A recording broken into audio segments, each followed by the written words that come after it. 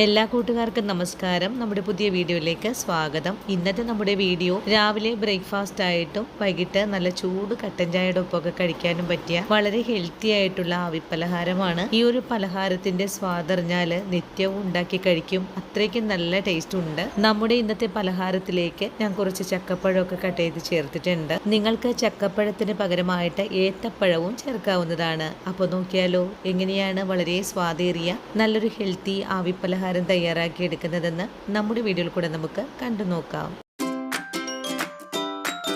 ഇനി നമുക്ക് ആവിപ്പലഹാരം തയ്യാറാക്കാൻ തുടങ്ങാം. ഇതിനായിട്ട് ഞാനിവിടെ ഒരു പാൻ അടുപ്പിലേക്ക് വെച്ചിട്ടുണ്ട്. ഇനി നമുക്ക് ഈ പാനിലേക്ക് കുറച്ച് നെയ്യ് ഒഴിച്ചു കൊടുക്കാം. ഇനി നെയ്യിലേക്ക് 1 കപ്പ് അളവില് ചക്കപ്പഴം ചേർക്കാം. ഞാനിതിവിടെ ചെറുതായിട്ടൊന്ന് കട്ട് ചെയ്തെടുത്തിട്ടുണ്ട്. നിങ്ങൾക്ക് ചക്കയ്ക്ക് പകരമായിട്ട് ഏത്തപ്പഴവും എടുക്കാവുന്നതാണ്. ഇനി ചക്കപ്പഴം ഒന്ന് ചെറുതായിട്ട് തന്നെ ഒന്ന് വഴറ്റി കൊടുക്കാം. ചക്കപ്പഴം ഇപ്പോൾ ചെറുതായിട്ടൊക്കെ ഒന്ന് മുരിവായി വന്നിട്ടുണ്ട്. ഈ സമയത്ത് ഇതിലേക്ക് ശർക്കരപ്പാനിയാണ് ഒഴിച്ചു കൊടുക്കേണ്ടത്. ഞാനിവിടെ 1/2 ലിറ്റർ ശർക്കരപ്പാനി, ഒരു 300 ഗ്രാം ശർക്കര 2 കപ്പ് വെള്ളത്തിൽ ഉരുക്കിയെടുത്തിട്ടുള്ളതാണ്. ഇതിലേക്ക് ഒരു നുള്ളു ഉപ്പ് ചേർക്കാം. ചെറിയ അരമുറി നാളികേരം തിരുമ്മിയത് കൂടെ ചേർക്കാം. ഇനി ശർക്കരപ്പാനി നല്ലതുപോലെ ഒന്ന് ഇളക്കി യോജിപ്പിച്ച് കൊടുക്കാം. ഇതൊന്ന് നന്നായിട്ട് തന്നെ വെട്ടി തിളച്ച് വരട്ടെ, അതുവരെ നമുക്കൊന്ന് തിളപ്പിച്ചെടുക്കാം. ഇപ്പോൾ വെള്ളം നല്ലപോലെ തന്നെ തിളച്ച് തുടങ്ങിയിട്ടുണ്ട്. നല്ലവണ്ണം വെട്ടി തിളച്ച് ഒന്ന് ചെറുതായിട്ടൊക്കെ ഒന്ന് കുറുകി വരണം. അങ്ങനെ നമ്മുടെ വെള്ളം തിളക്കാൻ തുടങ്ങിയിട്ട് ഒരു 2 മിനിറ്റ് ആയിട്ടുണ്ട്. ഇനി ഫ്ലെയിം ഒന്ന് കുറച്ച് വെച്ച് കൊടുക്കാം. കുറച്ച് വെച്ച് കൊടുത്തതിന് ശേഷം ഇതിലേക്ക് 2 കപ്പ് അളവില് പുട്ടുപൊടിയാണ് എടുത്തിട്ടുള്ളത്. ഈ ഒരു പുട്ടുപൊടി ഇതുപോലെ ഒന്ന് ഇട്ട് കൊടുക്കാം. ഇനി വെള്ളത്തിൽ ഇട്ട് കൊടുത്ത് നല്ലതായിട്ട് തന്നെ ഒന്ന് ഇളക്കി കൊടുക്കാം. അതിനുശേഷം ഫ്ലെയിം അങ്ങ് ഓഫ് ചെയ്ത് കൊടുക്കാം. നല്ലതുപോലെ ഒന്ന് ഇളക്കി കട്ടകളെല്ലാം ഒന്ന് ഉടച്ചെടുക്കാം. കട്ടകളെല്ലാം ഉടച്ച് ഒന്ന് കട്ടിയായി തുടങ്ങിയിട്ടുണ്ട്. അങ്ങനെ നമ്മുടെ പൊടി ഇവിടെ നല്ലോണം തന്നെ കുഴച്ചെടുത്തിട്ടുണ്ട്.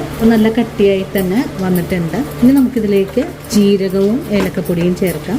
ഏലക്കപ്പൊടി ചേർക്കുവാണ്. ഇനി 1/4 ടീസ്പൂൺ അളവിൽ നല്ല ജീരകം കൂടിയാണ് ചേർത്തിട്ടുള്ളത്. ഇനി ഒന്നുകൂടെ കുഴച്ച് മിക്സ് ചെയ്തെടുക്കാം. ഇപ്പോൾ ഈ ഒരു പൊടിക്ക് നല്ല ചൂടുണ്ട്. ചൂടാറിയതിനു ശേഷം നമുക്ക് നമ്മുടെ കൈ കൊണ്ട് ഒന്ന് കുഴച്ചെടുക്കാം. ഇതിന്റെ ചൂടൊന്ന് ആറി വരാനായിട്ട് നമുക്കൊന്ന് വെയിറ്റ് ചെയ്യാം. ഇപ്പോൾ നമ്മുടെ ഈ ഒരു കൂട്ടിന്റെ ചൂടൊക്കെ ഒന്ന് ആറി വന്നിട്ടുണ്ട്. ഇനി നമുക്ക് ഇതെല്ലാം കൂട്ടിച്ചേർത്ത് ഒന്ന് കുഴച്ചെടുക്കാം. കയ്യിൽ ഒട്ടിപ്പിടിക്കുന്നുണ്ടെങ്കിൽ കുറച്ച് വെള്ളം ഒന്ന് കൈമുക്കി നമുക്ക് കുഴച്ചെടുക്കാവുന്നതാണ്. നിങ്ങൾ ഈ പൊടി കുഴച്ചെടുക്കുന്ന സമയത്ത് വെള്ളം കൂടി പോവുകയാണെങ്കിൽ കുറച്ചുകൂടെ പുട്ടുപൊടി ചേർത്താൽ മതിയാകും. ഇന്ന് കൈകൊണ്ട് തന്നെ നല്ലോണം ഒന്ന് കുഴച്ചെടുക്കാം. നമ്മളിന്ന് ചേർത്തിട്ടുള്ള പുട്ടുപൊടിക്ക് പകരമായിട്ട് നിങ്ങൾക്ക് റവയും എടുക്കാവുന്നതാണ്. അങ്ങനെ നല്ലതുപോലെ ഒന്ന് കുഴച്ചെടുത്ത് കഴിഞ്ഞാൽ കൈ ഒന്ന് നനച്ചതിന് ശേഷം ഇതുപോലെ ബോളാക്കി നമുക്ക് ഉരുട്ടിയെടുക്കാവുന്നതാണ്. ആദ്യ ബോൾ ഉരുട്ടിക്കഴിഞ്ഞാൽ അടുത്തതും നമുക്ക് ഇതുപോലെ തന്നെ ഉരുട്ടിയെടുക്കാം. ഇതുപോലെ ഉരുട്ടിയെടുക്കുന്ന സമയത്ത് കയ്യിൽ ഒട്ടിപ്പിടിക്കുവാണെങ്കിൽ കൈവെള്ളം ഒന്ന് മുക്കിയതിന് ശേഷം ഉരുട്ടാവുന്നതാണ്. അങ്ങനെ നമ്മുടെ പലഹാരം മുഴുവനും ഞാനിവിടെ ഉരുട്ടിയെടുത്തിട്ടുണ്ട്. ഇനി നമുക്കിതൊന്ന് വേവിച്ചെടുക്കണം.